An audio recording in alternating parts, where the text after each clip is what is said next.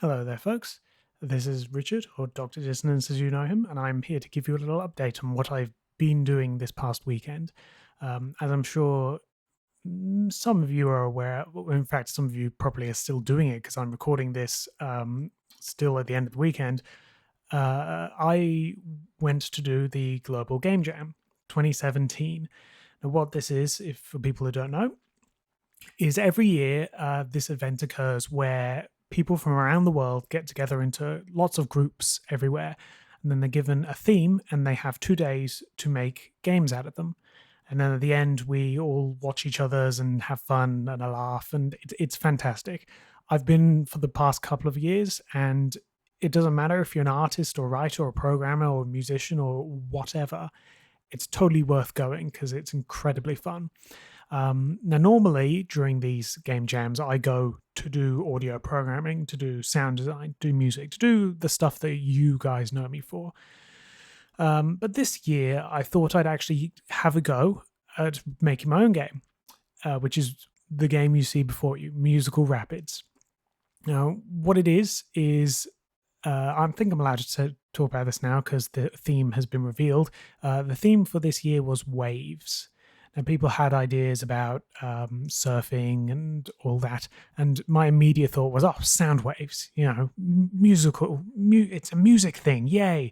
So I went about coding various things for Unity involving sound waves. And one of the ones I did, which I focused on, was building a system which listens into the audio and tries to pick out the relevant pictures and instruments and things like that. It's a little clunky. I'm sure I could do a lot better in less than 2 days, but it works. So what I did was I built a bullet hell-esque game where these projectiles, which are created by the music, fly past this frog, and you get 2 points for each one you don't touch and 1 point for each one you do. And those ones that you do touch turn red and can touch other things as well. So there's 3 songs that are tailored to this game. I'm going to play the first one and then talk a bit more about the engine and all that. So hope you enjoy the first track, Sneaky Snacky.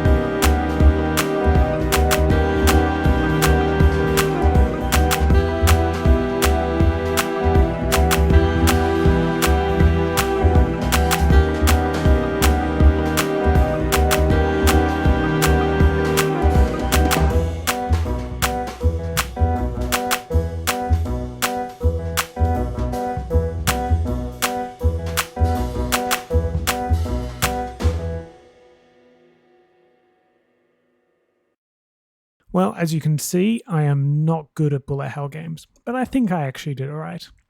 Now, again, it was a little clunky, but you could definitely kind of see how the projectiles were being created by what was happening in the music. These drowning teddies and these lily pads and all that were being created by the engine listening into the music. And I did take some liberties with this engine because of the way the sound works. We have a range of 20 to 20,000 hertz to be listening into, and a large majority of the fundamental frequencies or notes and all that you hear are down in the low end range. So if I kept height to frequency pure, everything would be in the low end of the screen. So I took some liberties and had it base different frequency ranges on the size, which is why sometimes you see things that are lower than certain other parts, but they appear visually higher. So anyway, I hope you enjoyed that song. Now we're going to have a look at Funky Lizard, which is a bit more fast-paced and still completely chaotic.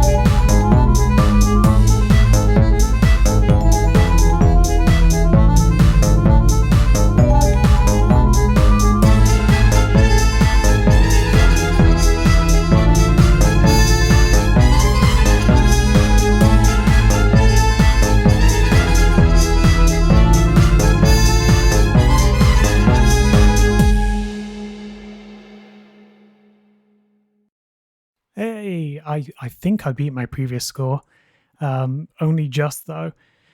Yeah, so you could also see the whole mechanic behind the bleeding into different projectiles. When I hit the or certain projectiles, and I hit a lot of them, the red would actually spread through them.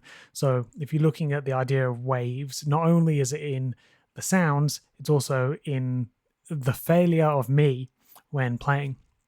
Now, the final track is called Murdered Tadpoles, and that one I wrote to really test the engine because it's a heavy metal track, and I thought, how can it handle fast-paced, distorted music? So I wrote a little ditty and then found out it can't really. So here it is, the last track. Hope you enjoy heavy metal frog music.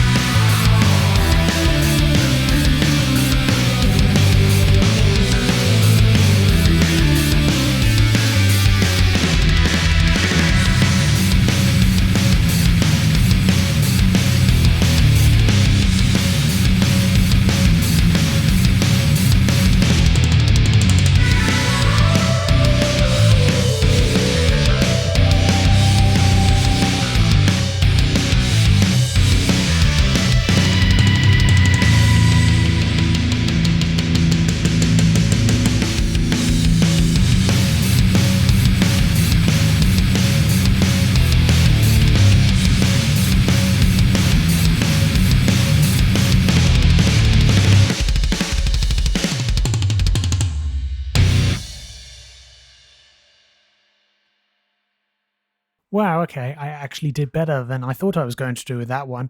Because when I showed it at the end of the Perth Game Jam, the entire screen was filled with red.